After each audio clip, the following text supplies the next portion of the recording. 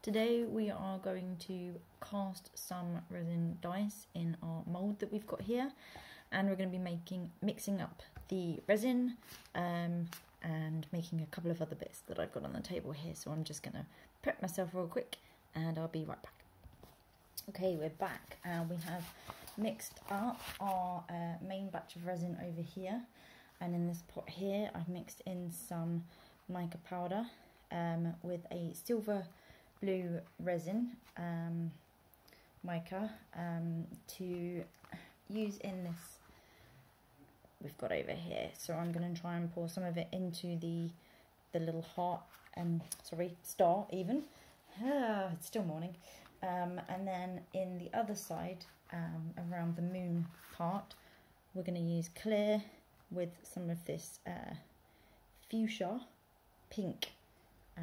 And hopefully that's going to look nice, but I generally have no idea. Also the little flakes that are in there, I'm not sure how well those are going to show up, so I was thinking I might pour a little bit of this off in there first and see if I can just around the edges a little bit, just to get those to stay. There we go, around the star. Okay. Whoop, dribble. Okay, so right, let's try this then. So we're going to pour the what I've mixed up here. So I made up about 50 ml in here of this 2-part resin that we have here, and then we've got about 100 ml of the clear to play with. So we are going to pour into the star this way.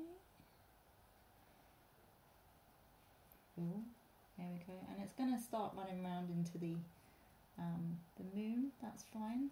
I'd actually worked out approximately how much liquid this particular mould would take previously by just filling it with water and measuring the amount of water that I'd put in it. So I would have a pretty close idea of how much resin I would need to fill the thing. And the reason I did that is because sometimes you make up your resin amount and it's mega short, and sometimes I make it up and I've got loads left over. So I do have some other moulds and bits and pieces around here that I might be able to use if I end up with loads, but we'll see what happens. So this is my messy tray over this side, and I'm trying to keep my work area fairly clear.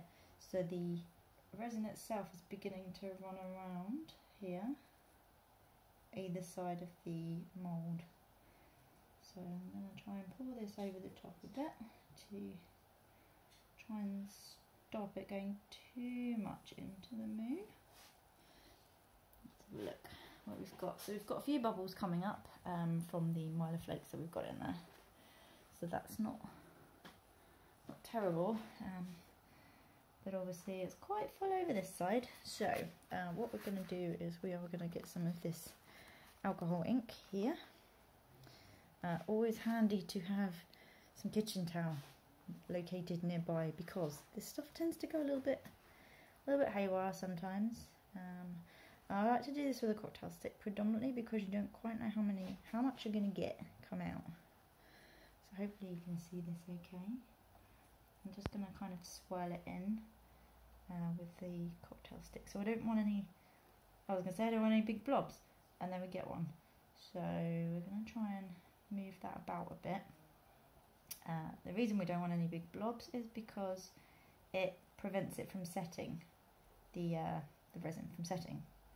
So we really don't want big blobs because it won't set properly, and that's not what we want. I can move some of these mica flakes around here.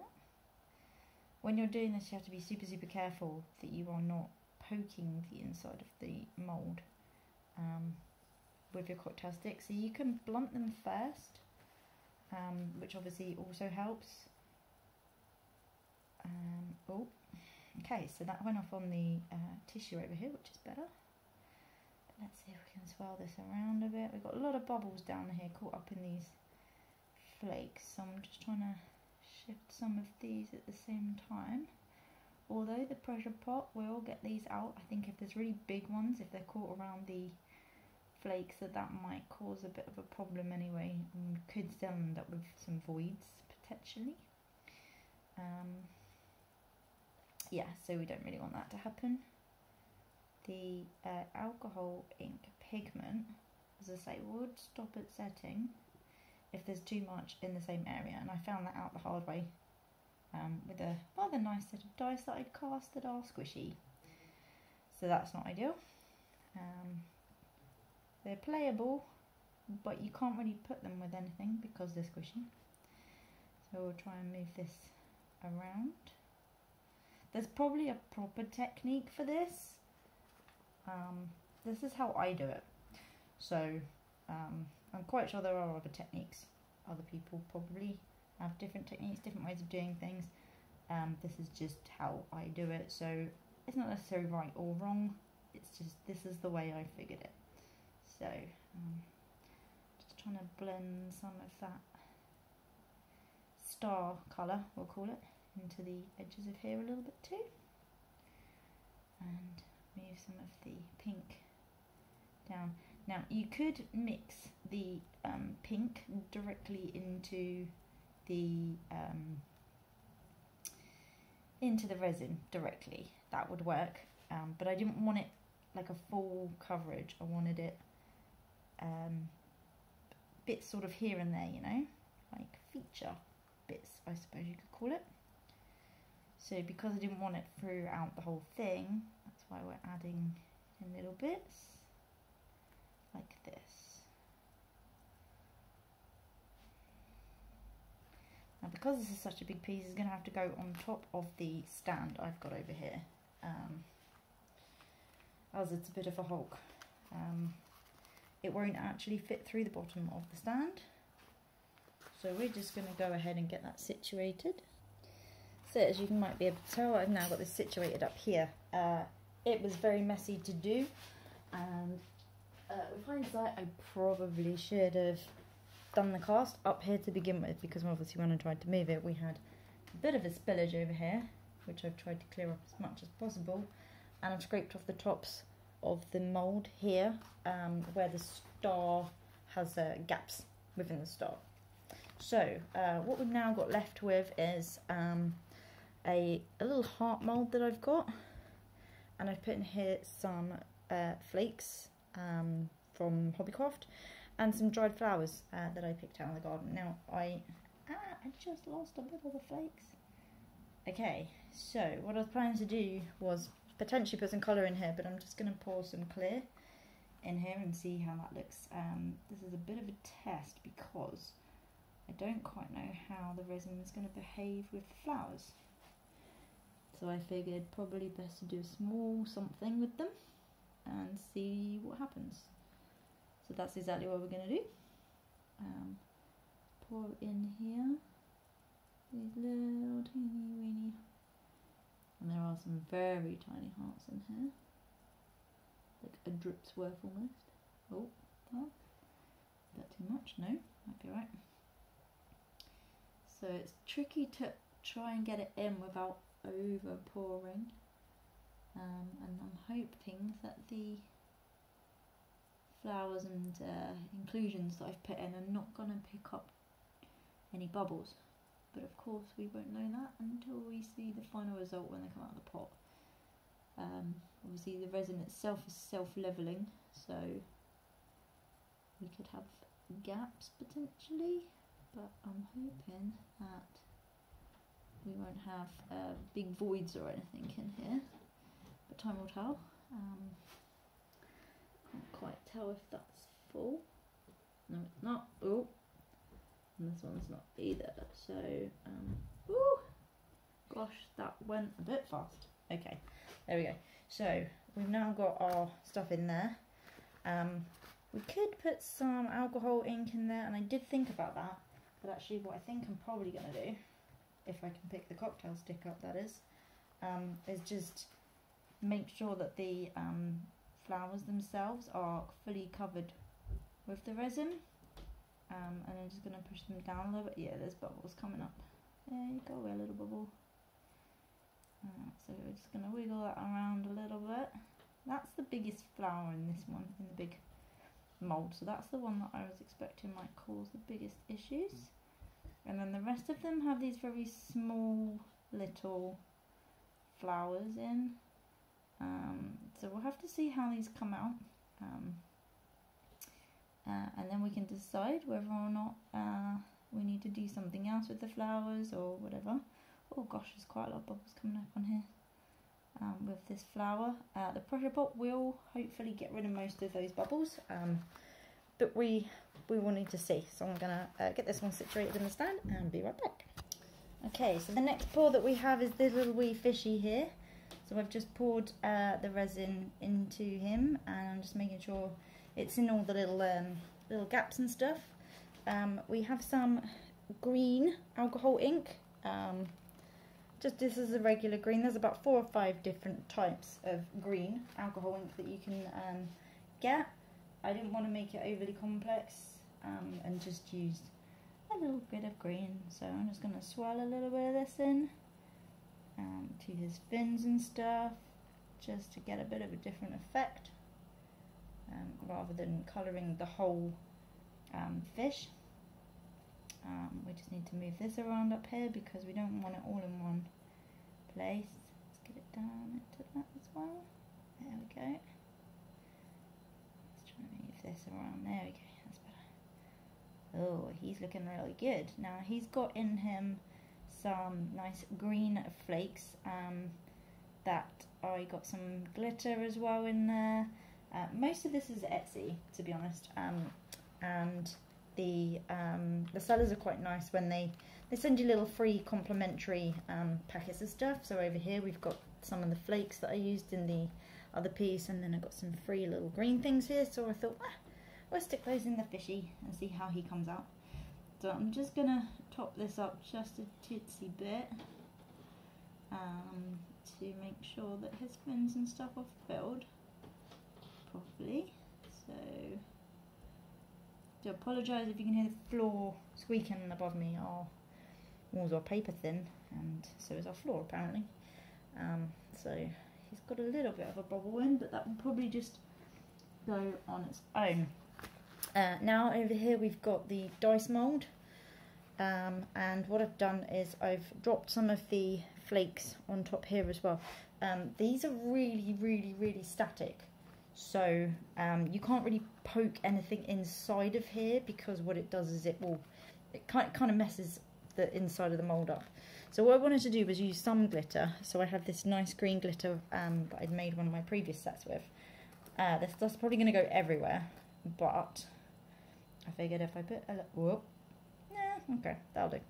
I'll put some in here with some clear resin and give that a bit of a mix, and then we'll see what we get, because these are the same flakes that I used in the big D20. So if you see my previous video where I demoulded a really big D20, it's got a huge void in it because it's a cheap mould, but what we've got on that is some really nice coloration. So what I wanted to do was try and make a similar kind of thing, but on a smaller scale with a dice mould that I know is good from Craft and Game. So I'm just giving the stuff a little mix up here. So this is quite thick with glitter, so I'm going to put a little bit in, I'm going to put a bit of clear, and I'm going to put a little bit more. Now I am fully aware of the fact it does have a spout indeed, but because I'm trying to do it like one-handed, I will end up just dumping the whole lot in there, so I don't really want to do it that way. So I thought I'd just use the stick to just get some of this in, and then we'll put some clear in, which hopefully will disperse this a little bit more. Now the flakes that we're using are from Hobbycraft, and they are super static, so fortunately that means that when you try and put some of them in, some of them just naturally stick to the other sides of the dice mould there, which is cool because we kind of want that to happen. And so I'm just going to dribble a little bit over here as well, because we want the colour to be sort of fairly even across the dice if possible. and we'll leave that off to one side. Now I've still got some clear in here from the other things that I've been making, so I'm going to pour a little bit more into this cup over here because it's just a bit easier to pour from. And try and get rid of the drips, and just give it a bit of a stir around. So then we're just going to pour straight on top of what we've got in there, just a bit of a dribble in there. Now it doesn't matter if it gets those flakes in the middle of this mould. The reason, because it will hopefully pull them in as well. Okay, let's get that dribble off. Come on, get off. Okay, then what we're going to do is we're going to head back into here for just a little bit more. And I'm hopeful that this will mean that the glitter's a bit more evenly spread through the mould, through each of the individual dice, rather than all just sitting at one end. But we shall find that out, I guess, because we have to wait. Slightly frustrating thing about making things like this is we have to wait. But yeah, we'll see what happens, and obviously I can do a demoulding video or once we get to that stage. So we're now going to go back in with our clear and just top this up. Okay.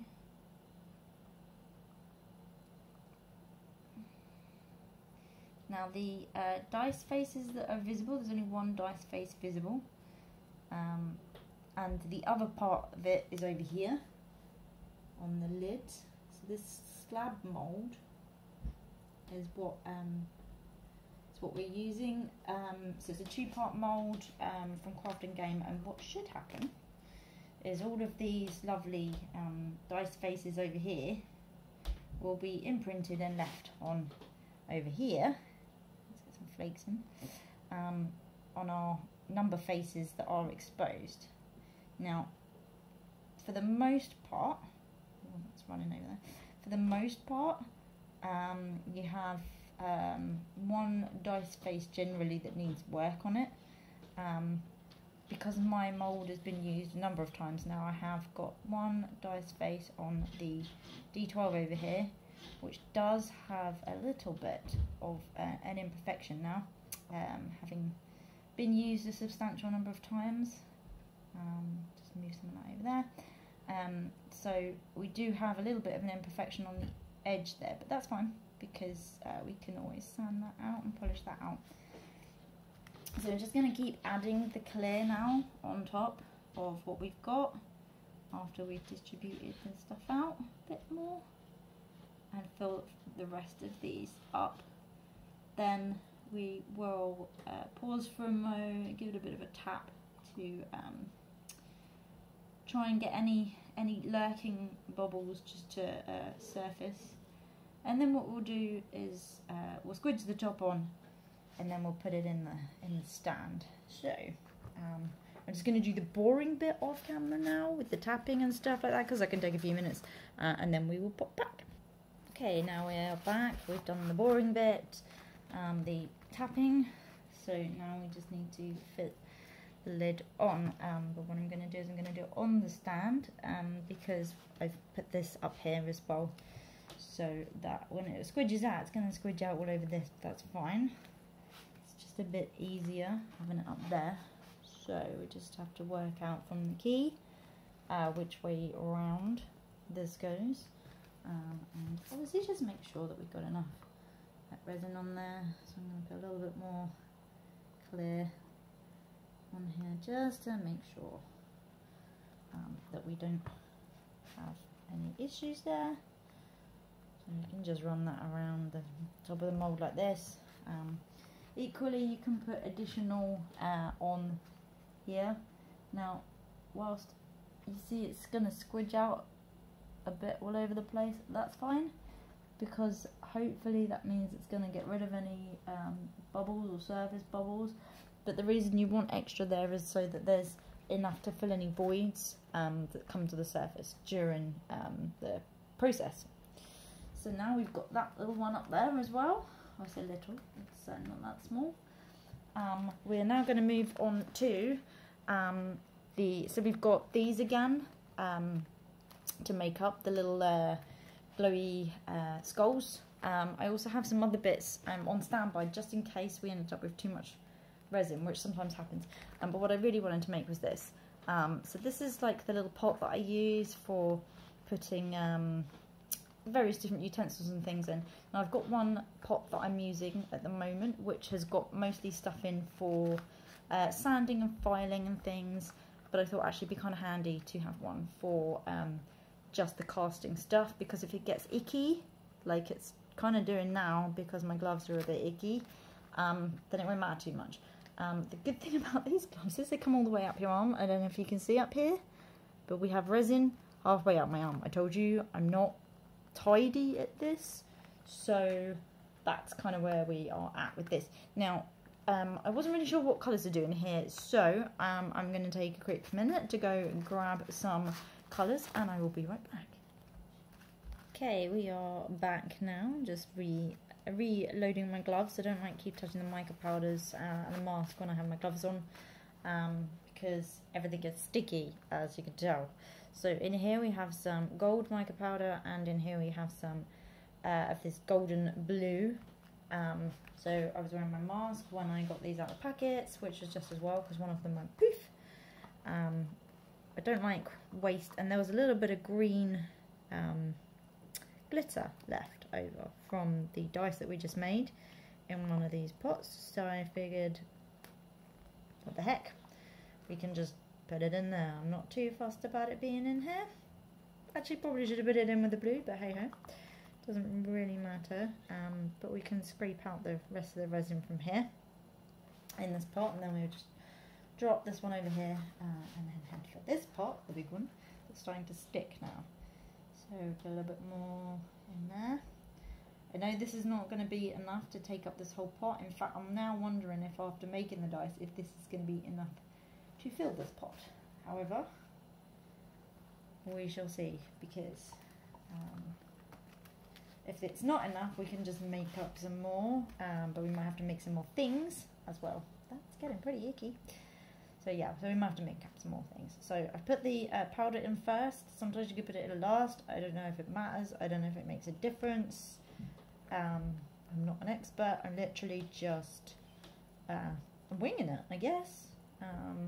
But I wanted to get some nice colours in there. Now, because the blue and the gold are going to be in the same thing together, I'm just going to use the same stirrer. You can get silicone stirrers, which I do have. This one, I don't know if you can see that, but it's really bendy, and it's not real great for getting the mica off the bottom. It is pretty good for, you know, stirring things around if you have a fairly biggish pot of stuff. So, yeah, it's a bit flopsy though, so it makes it a little bit tricky sometimes to, you know, to work with because of that. So first off, what I'm going to do, I think, is I am just going to pour some in the top here and get it to run over the sides. Oops. There we go. And then, as that's going in, give it a bit of a squidge around. Again, don't know if that's what you're meant to do or not. Winging it. Do we want glitter? No, maybe not. Okay, then we are going to do a layer of gold. So I'm going to try and pull this around the edge of the mould and hope that I made up enough of this one. Ooh, yeah, it might be right. Here we go. Now, obviously it's not going to go straight in because that would be sensible. It's going to go a bit everywhere, but that's fine because I don't necessarily want real specific this layer, that layer type thing. So we'll just get the rest of the stuff out there. So blend it in with that. Oh, it looks pretty good actually on top. So that will be doing its thing down there. And now we are going to put a bit more clear on and around the edges. Get that in there. I'm just banging the mould down because obviously there are corners and edges to this, and I can see down here, just in case. Oh, we can see big bubbles down there. and we want to try and release those if possible and not have big old bubbles. Yeah, it's pretty good. Okay, then we're going to go for our blue. Just give that a bit more of a stir as we go around. Pour some of that in and get it on the top part as well, because I want it not just in the one place now, because we've got the gold on the top as well. I'm hoping it's going to kind of blend a bit. My son made some cool things using blues and golds, very sort of Egyptian looking, and he made a pot kind of like this with the blue and the gold, and I thought actually that looks pretty nice. I like that. So I thought I would give it a go, do something similar-ish. Plus also I needed another pot anyway. So let's see if I think we've got enough just about. And hopefully we've got enough to do the couple of other little bits I've got here. Fingers crossed. Oh! No, it's escaping. Don't escape. Yeah, we want to keep the resin inside the mould, not the outside, because it's more that we have to sand and file off, and we don't really want that. That's pretty good. Yeah, we don't have hundreds left, but we've got some. We should be able to do something with. Now, I know it doesn't make a lot of difference, but there is just the teensiest little bit in here. I'll give that a bit of a scrape. And this one.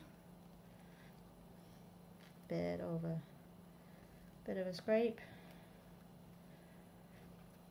Also, although this sets and you can peel it off, which is what I tend to do, is wait until it sets hard and then you can clean the moulds. You can get alcohol spray which will assist with mould cleaning.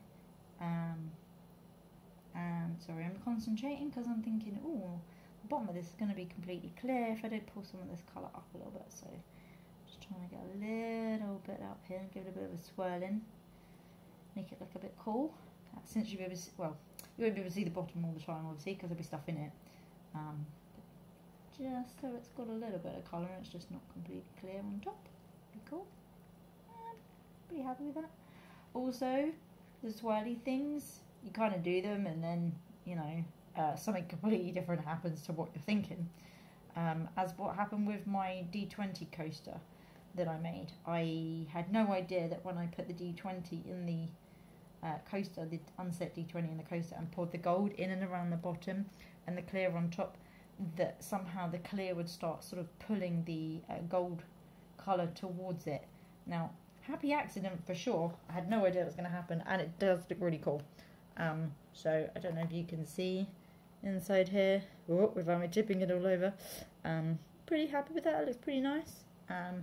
So I'm gonna pause for a sec whilst I get this situated over here, and then we'll see what we've got left over that we can make with our leftover resin, so we don't waste any. We have such a small amount of resin left. Really not sure how much more we're gonna get out of it. So I thought I would try this bookmark with some of this mica pigment, or moppa pigment, I suppose, depends how you say it. This is the glow-in-the-dark stuff, so I figured that would look pretty cool as a bookmark as well. So because we want to try and get it in and around the little pores up here, I'm just going to squish it in over here. I can feel the resin starting to get a bit sticky now, where it's beginning to set. It's not quite like strawberry jam yet, but that can happen. And I have worked with it also when it's been sort of fairly set, or when it's been exactly like strawberry jam.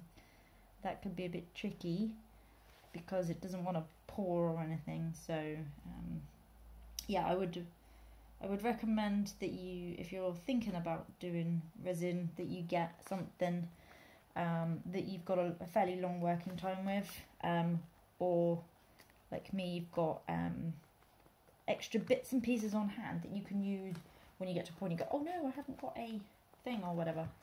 And I've just realised we've got a little bit of purple left in here, so we are going to use that up. We're sort of swirling it in here a little bit. The pigment in here will obviously prevent the glow, I imagine, because they'll be kind of battling each other. One of them's trying to colour the resin whilst the other one is trying to be like, hey, I want to glow. So we'll see the result anyway, eventually, because these things take time, and I know all the best things do take time, but sometimes it's like, I wish I had a viewing thing so we could see in there, but we can't see inside the pressure pot, so we have to wait and wait and wait. But that's fine, because we have other bits and pieces we can work on at the minute. It's not like we don't have anything to do. So, I have got a little bit of clear left in here. Actually, a little bit more than I thought I had, which is kind of good. So we're just going to top this up with the clear as well. Oh, top up, not cover. And then this is not totally flat, this mat, unfortunately. The packet that it came in, it's kind of curled around, so unfortunately it's not completely flat. It's got a few diffy bits in it. But if we swirl this in, that might give us a nice cool effect. And just check that there's not any big bubbles over there. Okay. Put a little bit more on this on top. Now, I don't know how much of this pigment is required for glowing. I imagine a fair amount, but we haven't tested our bats that we've made yet because it hasn't been dark. I got a bit overexcited and decided to cast more things. So we'll put this up here as flat as we can. Yeah, there we go. Okay, so we also have the little skulls, and since we have glow in the dark stuff here and ready, I'm going to do these as well. So the stuff that I've been using today is the same stuff that I used previously. So the same mica pigments, the same resin, which you can buy on Amazon. The resin itself is a two-part resin, part A, part B, and you mix the two together in equal quantities, which is the reason that I got this particular one, because measuring things by weight and stuff, it gets a little bit complex and my brain can't cope with that. So I decided to get this particular one. I'll leave a link down in the comment for you, actually, in the description, sorry. And if you fancy giving it a go yourself, the set that I got actually comes with the mat that you see underneath here. It comes with some sticks, it comes with some of these green stirrers, and various other bits for mixing up resin. It comes with disposable blue gloves, but I thoroughly recommend, aside from obviously you can use those, but I do thoroughly recommend that you head over to Resin, especially if you're in the UK, and you can get yourself a pair of these long sleeved, very, very pretty looking blue gloves from Resin, which are reusable. So they feel a bit like washing up gloves, to be honest, but they're protecting my hands and I'm not getting sticky whilst I'm wearing them, which is the main thing. Resin, very sticky, as you'd expect. So I think we'll quit here, because I'm just gonna fill the rest of these up, and then I'm gonna get them pop up on the stand. We'll set up the compressor and the pressure pot, and that will be going most of the day, and then I will just leave it overnight pressurized until tomorrow morning, and then excitedly open the pressure pot and see what we have. So that's it for me for now. If you enjoyed this video, please leave me a like. If you've got any comments, obviously, please leave a comment. If you want to engage, that's brilliant. If you want to know where I got anything else from, you can check out my other videos. The other one I uploaded today has links in it to where you can buy the gloves and various other bits and pieces. But I'm happy for you to follow, and don't forget that if you hit that little bell, it will alert you when I upload no video. They may be a bit sporadic at the moment, whilst I am obviously working during the week and things, and I'm uploading videos as and when I'm able to demold. We're not going to do die sanding videos or anything like that because they can take a very long time, several hours, and I like to do those in different stages. So, but yeah, feel free to follow me. I'm on Twitter, I'm on Facebook, although most of my die stuff is on Instagram and on Twitter. You can find me on there as well. Thanks for watching, and have a great day.